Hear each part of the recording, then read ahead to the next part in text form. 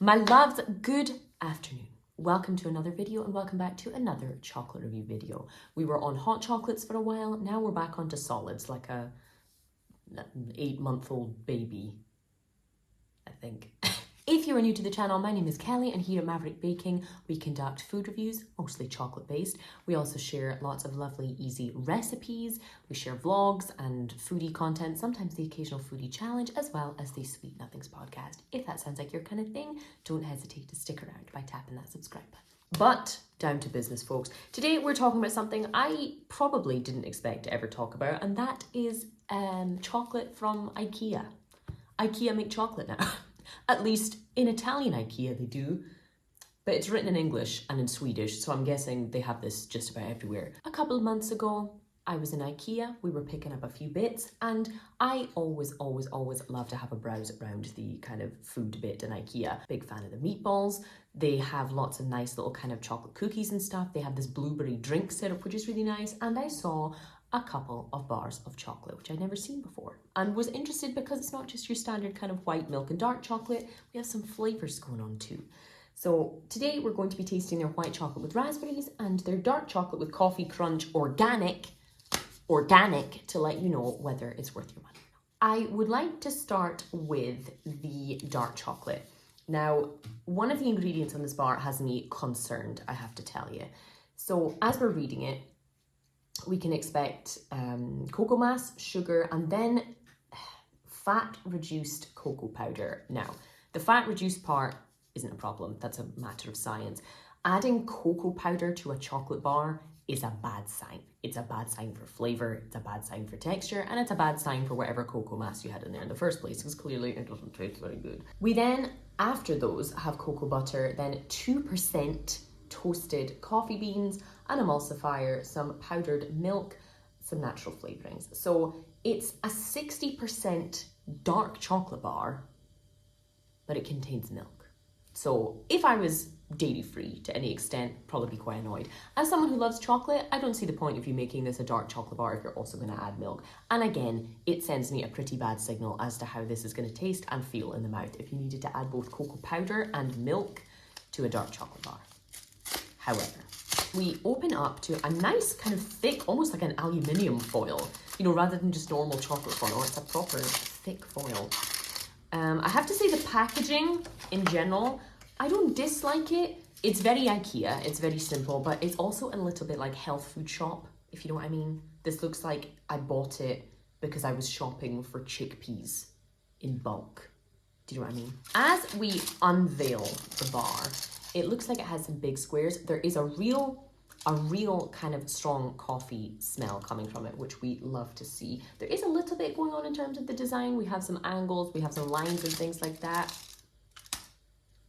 Decent snap. I've heard better, I've heard worse. Let's give it a taste though.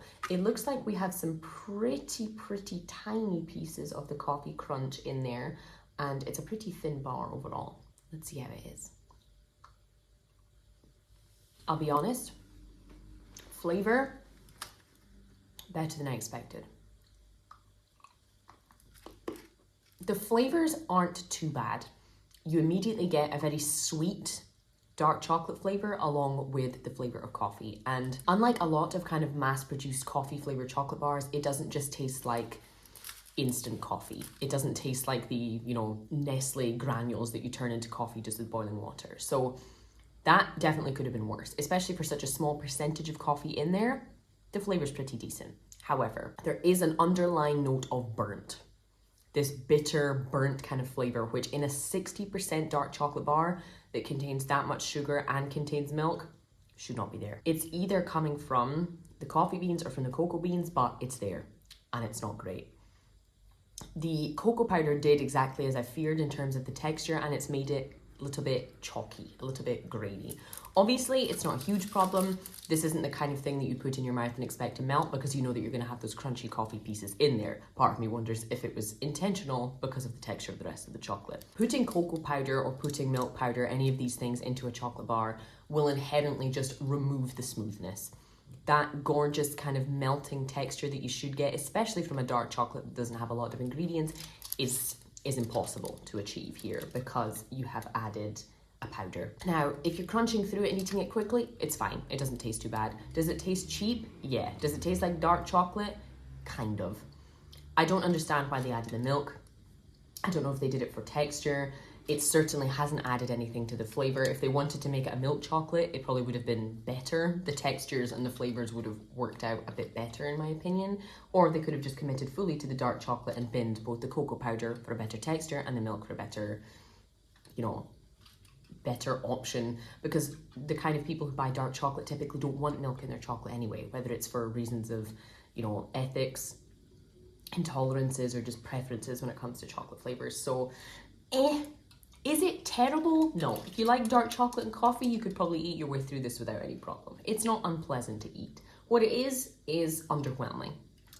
So I would probably give the IKEA dark chocolate with coffee crunch a 3 out of 5. It's not the kind of thing you're going to spit out. It's not the kind of thing you're going to run to buy again.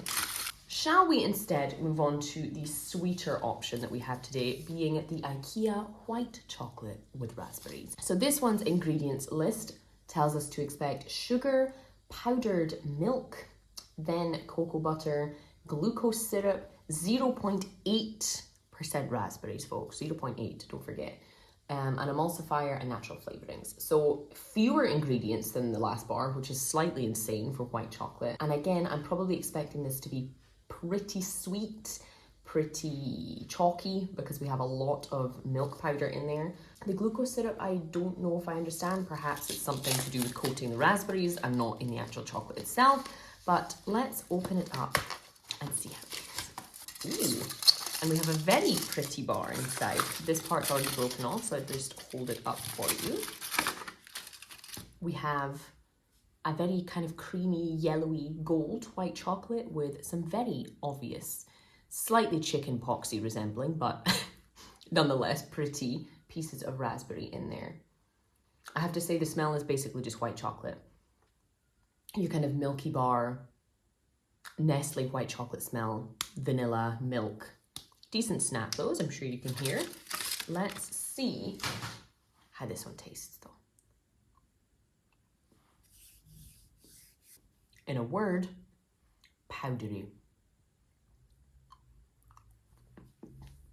So powdery, in fact, I can already feel it coating my teeth a little bit. It tastes like it's marketed at kids. So milky. And so much milk powder in there, it tastes like someone's tried to make something using vanilla, like a vanilla milkshake mix, like Nesquik, or even a vanilla protein shake powder. It's really, really chalky. The sugar in there obviously makes it super sweet, and the main flavor you get is vanilla.